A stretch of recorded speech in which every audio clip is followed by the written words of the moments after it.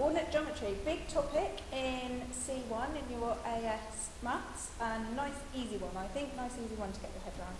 So, equation of a straight line essentially is what we're looking at, and you will have seen this form here at GCSE, y equals mx plus c. Now, we sometimes leave our answer in the form y equals mx plus c at A level, but this is how we usually leave our answer, and this is how we're usually given the equation of a line. AX plus BY plus C is 0. This is very old-fashioned. This is GCSE. Put this behind you. Let it go. I know you liked it, but we don't use it. In fact, the only time we use it is if I give you a line in the form AX plus BY plus C is 0, and I ask you what the gradient is, because it is handy for taking the gradient. The gradient is that number in front of the x.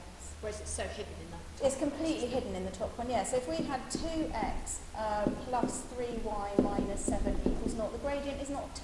No. It's not the number in front of the x. It's the number in front of the x. The coefficient of x is the word coefficient. The gradient is the coefficient. But when y has a coefficient of 1. Yeah, exactly. When it's y equals. When it says y equals mx plus c, then yes, the gradient is the coefficient of x. But this doesn't. So what we'd have to do is to rearrange it, so we'd get 3y equals minus 2x add 7. Then we'd have to divide everything by 3 and get it into the form y equals mx plus c. Minus 2 over 3x add 7 over 3. Okay, now we can get the gradient. But you couldn't have guessed it, could No you? way. Because you got the minus sign wrong, or you'd have put the wrong Yeah, you can't look at that and go, oh yeah, the gradient's minus 2/3. No way. I mean, even I wouldn't do that in my head. I'd actually get a pen and quickly manipulate it. So this y equals mx plus c, it's very GCSE. Sometimes a question says leaving your answer in the form y equals mx plus c, in which case fine, leave it in that form. Sometimes you get the equation of a line in the nice A-level form that we like, and you need the gradient, in which case you have to rearrange it into y equals mx plus c to get the gradient. Yeah. But essentially, we want to let go of that y equals mx plus c thing. So this other one on the left, you've probably never seen before, and this is what I call the construction form. And this is the form that we're going to use to make the line, to construct it. Why can't I rhyme?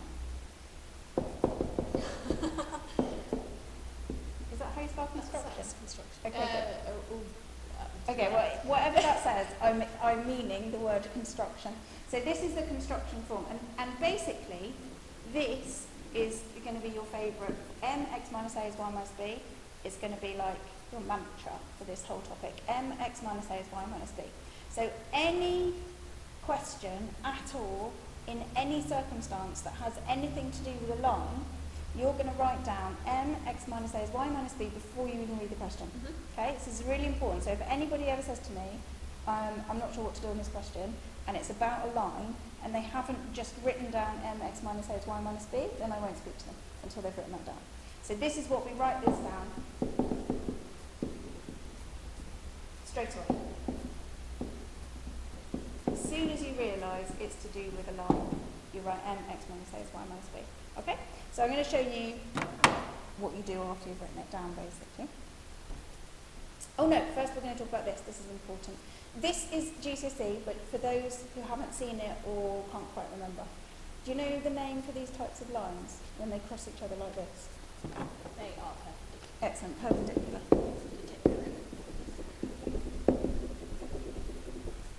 Perpendicular lines. And it's about the relationship between the gradients. Do you know, if you've got parallel lines, the gradients, do you know what the connection is? They're the same. Yeah, excellent. The gradients are the same. Now, obviously, if you've got perpendicular lines, the gradients aren't the same. They're really different. But they're connected by this nice right angle that you make when you've got perpendicular lines. So what's going on with a gradient is that you've got... A gradient is the change in y divided by the change in x. So on this blue line, we've got a change in y of a. So the gradient of the blue line is the change in y, a, and that's going up. And then we divide it by the change in b, the change in x, which is b. So that would be the gradient.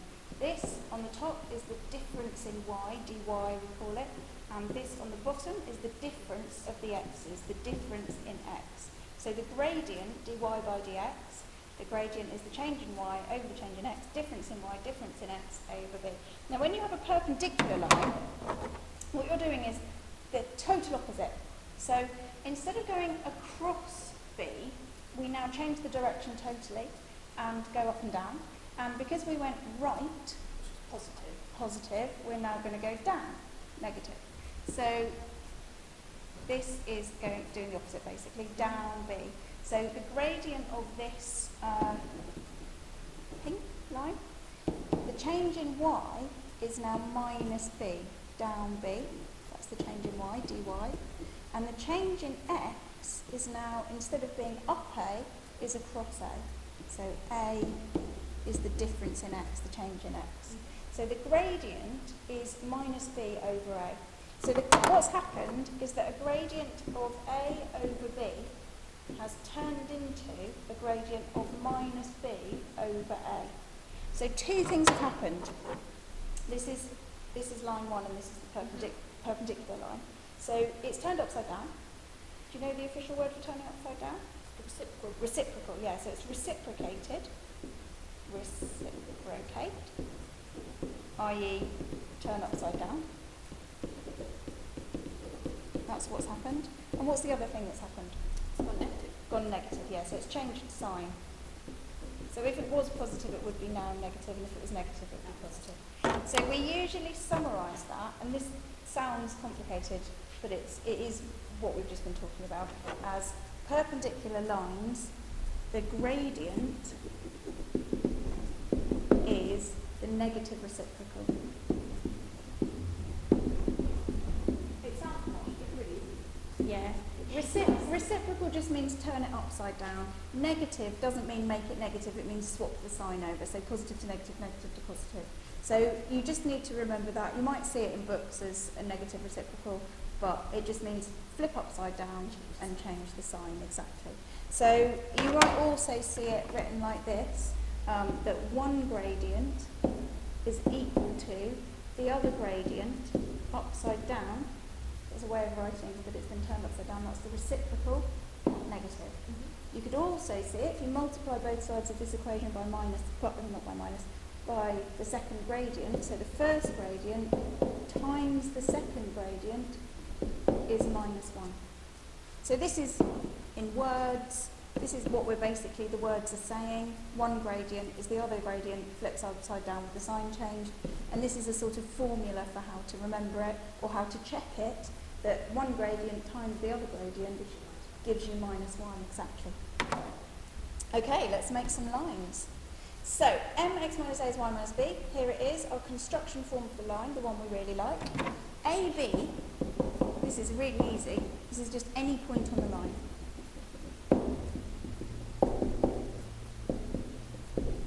Any one you like. If you only know one, use it. And if you know two, pick your favourite. It doesn't matter, whichever one, it doesn't matter. Any point at all is fine. M is obviously the gradient, same as y equals mx plus c, it's the gradient. So if they tell you the gradient, then hooray, you can just work it there at the beginning of that thing. The gradient is the change in y, the difference in y, over the difference in x. So one way of calculating that, if you've got coordinates, is to literally look at those two things. And this is how I'd like you to lay it out. Make up a coordinate for me. 1, 2. Okay, and another one. Maybe with some negatives to make it hard. Minus 4. Minus 1. Minus 1. Okay, so what we're going to do is we want dy by difference in y on the top. So we're going to start by looking at the y's, the difference in the y's. It goes from here to there. It doesn't matter which way around these coordinates are. We could have minus 4, minus 1 going to 1, 2, but we need to be consistent in which one, where we're going. Yeah. So to go from 2 to minus 1, You take 3 steps. you take 3 steps in which direction? The negative. Negative. You go 2 minus 3. Yeah. Agree? So Yeah. the change in y, the dy, is from 2 down 3 to minus 1. The change in x, so you have to put the dy on the top. Mhm. It's tempting to put the dx on the top, but then it doesn't match with dy by dx. So the dy, change in y, down 3, dx, change in x, Down 5. down 5. So the gradient, dy by dx, is minus 3 over minus 5. And see, it's nice that the minus 3 is on the top and the minus 5 is on the bottom, and that's what we want. The minuses cancel, so the gradient is 3/5. And just as a reminder, what would the perpendicular gradient be? So it's the negative reciprocal. Yep. So we're going to flip the fraction upside down, so Yep. 5 over 3, and then change the sign so it's positive, so it's now become negative. Exactly. So that would be the perpendicular gradient minus 5/3. Fantastic. Ready to make some lines? Oh yeah. Okay, here we go. So, what are you going to start by writing down? I am going to start by, because otherwise you won't talk to me, That's right. n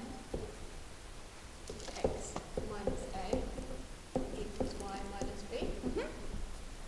Great. Now, You're talking to me now. yeah, I'm talking to you now. Do we know a point on the line? We do, 1, 3. Excellent. Put that So, in. Just keep it as m for now.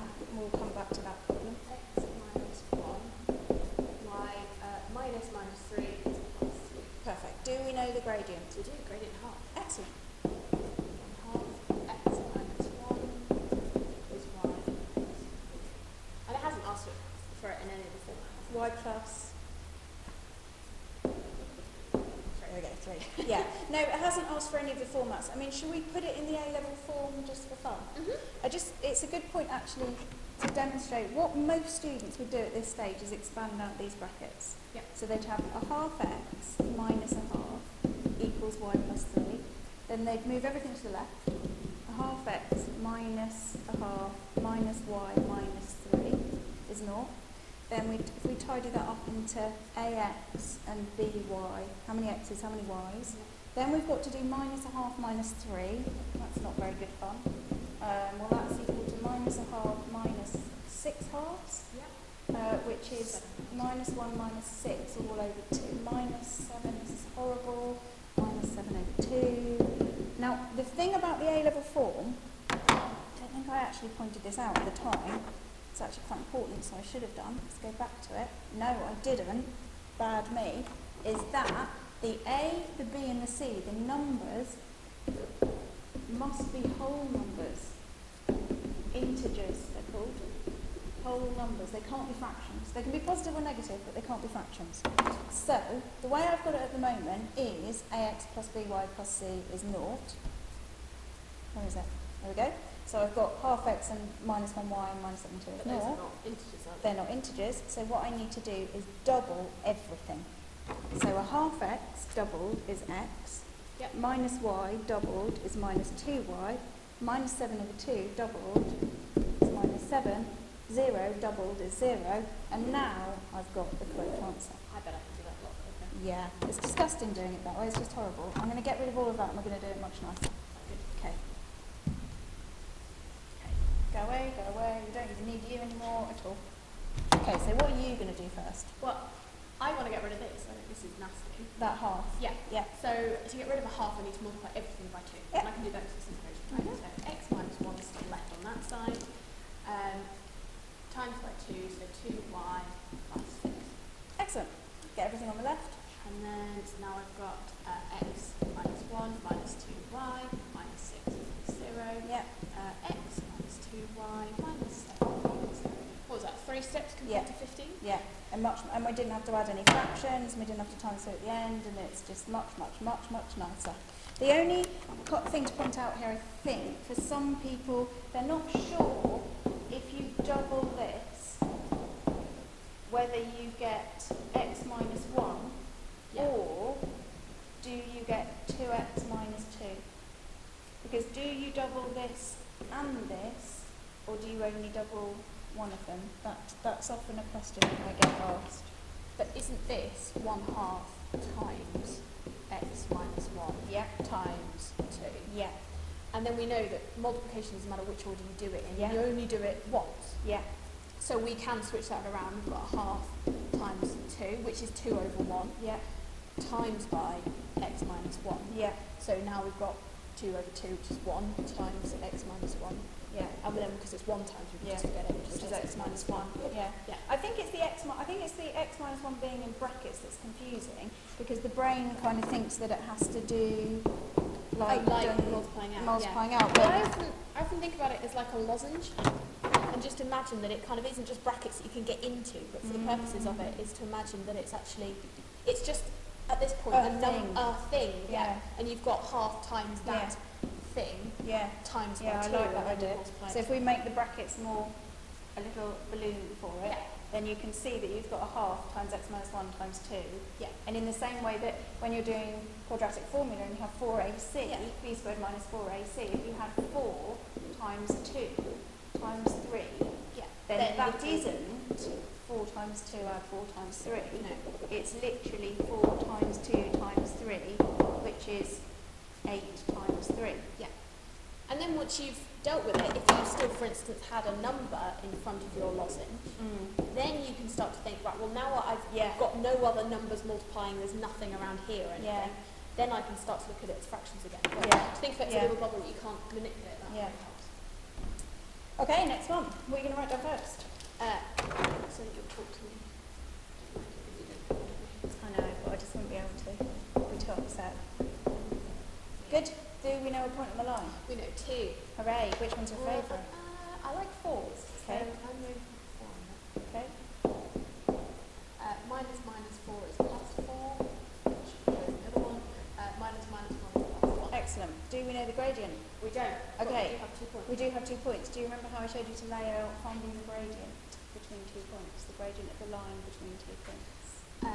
We're going to look at that. Excellent. And then we want the change in y Yep. over the change in x. Yep. So we look at y first, and we'll put y on the top. Okay, so we're going to go from minus 3, we have to go up 2 to Yep, get to so minus plus 1, 2. so it's plus 2. Yep. And then from this one, we need to go down, down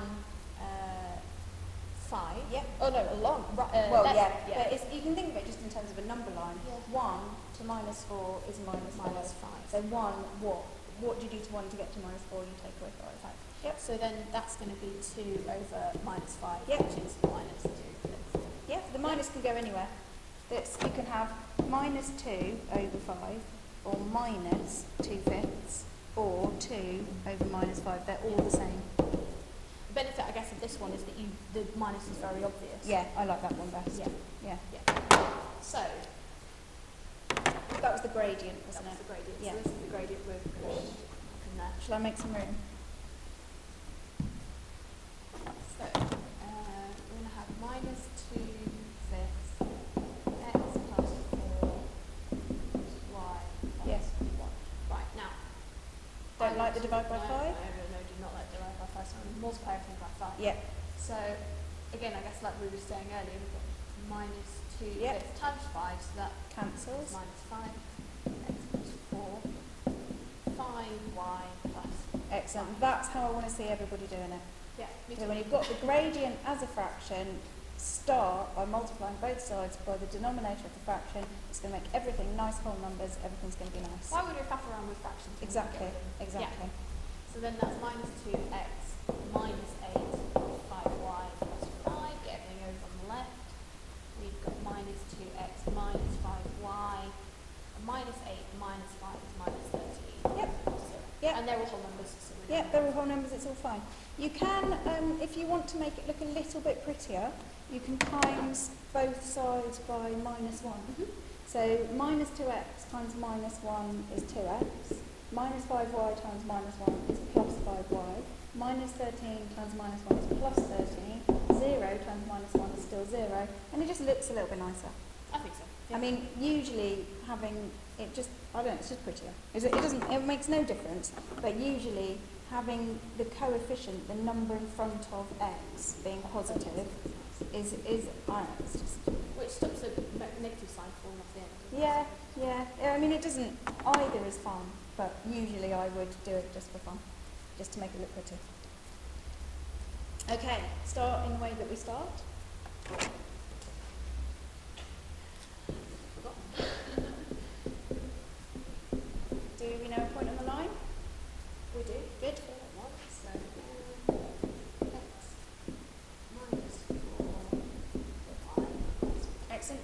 gradient?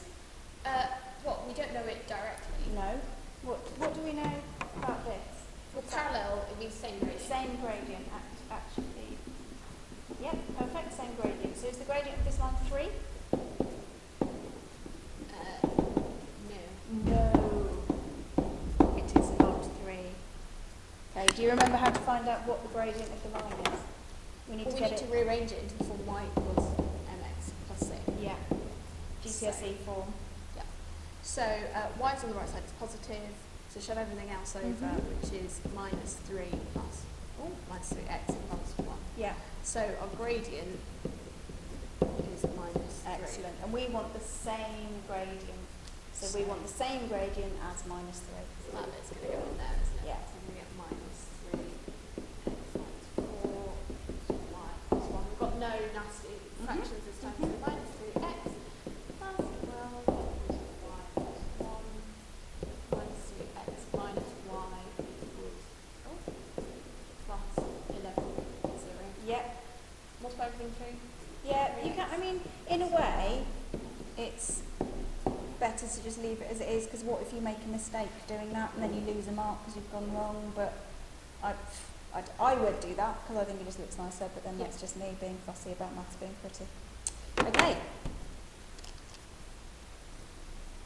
Right. Form.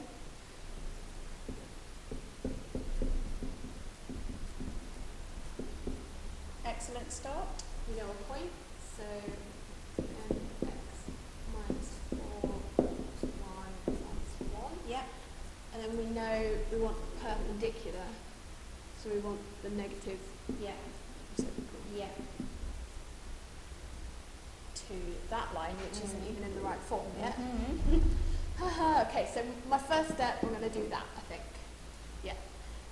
So we're 2y is minus x plus 3. Yeah. So y is minus a half x plus 3 over 2. Yeah. I like what we did there because this is what's tempting. 2y is minus x plus 3. So y is minus x plus 3 over 2. Now, It's true. it's true, but it's not very helpful because it's not in the form y equals mx plus c. So you created a job because now you've got to do the v. Yeah.